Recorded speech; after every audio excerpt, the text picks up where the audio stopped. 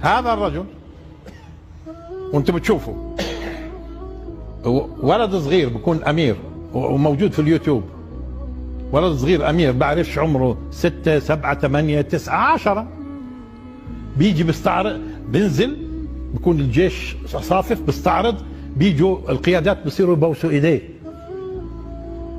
ولد صغير.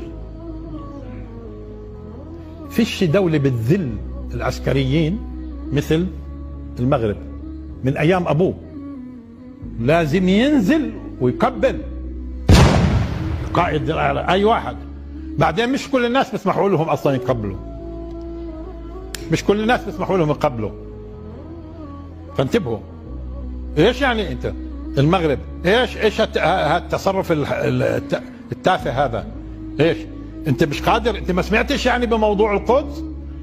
طيب عندك رئيس وزراء اصلا هو بتمنى يروح يذهب للمؤتمر، تمام؟ انت بتروح انت على فرنسا وبتبعت سفير. حتى تعرفوا لما قلنا لكم انسوا اي واحد لم يختاروا شعبه خطير، بظلهم متآمرين على الامه.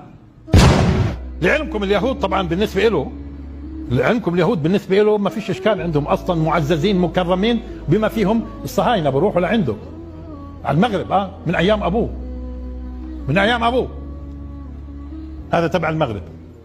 والمغرب مسخ خارج عن النطاق الإسلامي من 4 قرون، وكان دوما متآمرا مع الأسبان والبرتغاليين ضد الجزائر والدولة العثمانية. يعني على سبيل المثال ملك المغرب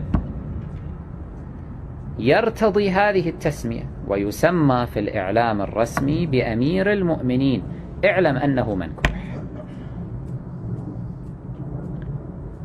هذا عدا عما أساسا كشفته بعض الصحافة الغربية من أنه بالفعل هذا الملك الحالي للمغرب هو بالفعل منكوح، وأنه من جملة الشاذين جنسيا، بتسريبات خرجت من قصره عبر معاونيه وخدمه وغلمانه الذين كانوا يأتونه ويأتيهم.